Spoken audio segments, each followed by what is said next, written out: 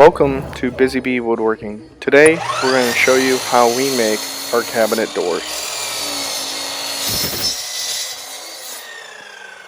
We're going to start off by finding some boards that are long enough for our rails and our stiles.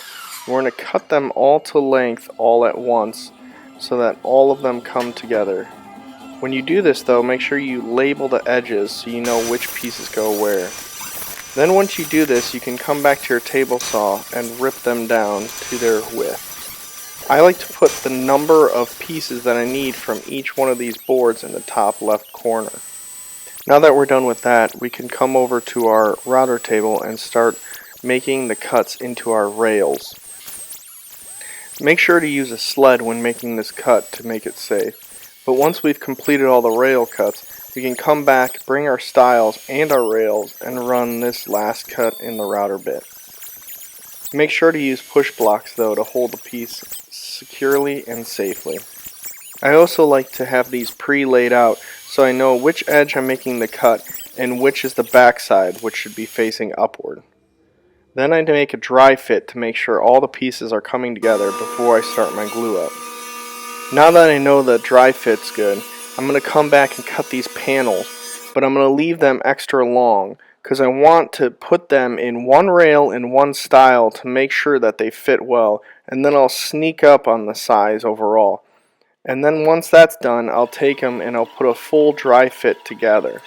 Now that I know that everything's put together properly, I'm going to apply glue only to the rails and to the stiles where those rails meet. This way that the panel can float and I won't have to worry about binding or warping of my doors in the future.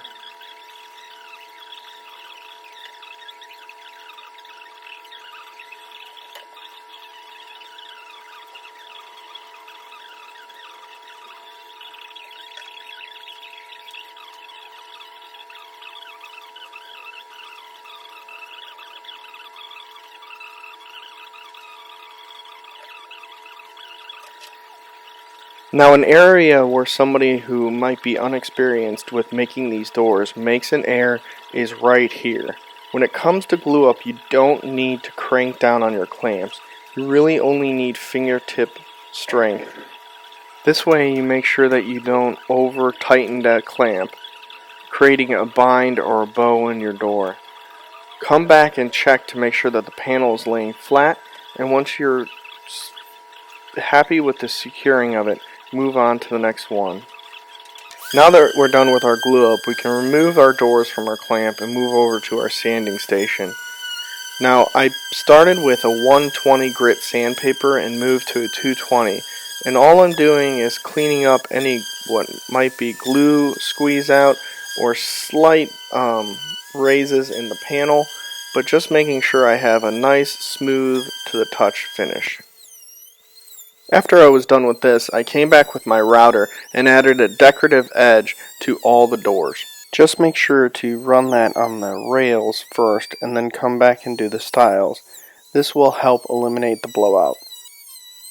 So now I came back and here's the fun part, the hand sanding of the curves. To get all those burn marks that might be left from the router bit. But one trick that I used, if you've noticed, to get into those grooves, what I do is I take my pencil and I actually wrap the sandpaper around the pencil, and it allows me to sand much easier. Although my hand doesn't think so. Ouch. Now before applying your stain, you'll want to come with your air compressor, blow off any dust, and come back with a tack cloth to pick up any excess that was left over. Once that's complete, you can apply your stain.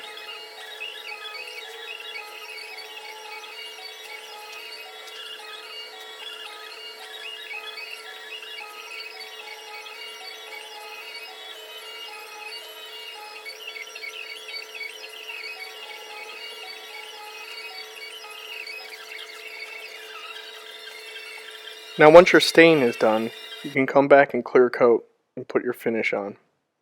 After that's complete, come back and add your hinges and hardware. Now I also like to put my doors up and sit them next to each other, like this one here and this one are paired together. And That way I dictate what side I want, up or down, compared to how mostly the panels come out. You can see this one here has a nice little knot on it, but I like to put the knot at the base. So just to make sure I put the hinges on the right side, once I figure that out, I just throw a quick piece of tape on the side that the hinge is going to go on. That way I don't install it on the wrong side, and then I'm putting the door in either with holes that need plugged, or a door that's going to be end up on the wrong side. So. And here's some final pictures of the doors installed. I hope you guys enjoyed this video. As always, thanks for buzzing by. Give a thumbs up and don't forget to subscribe.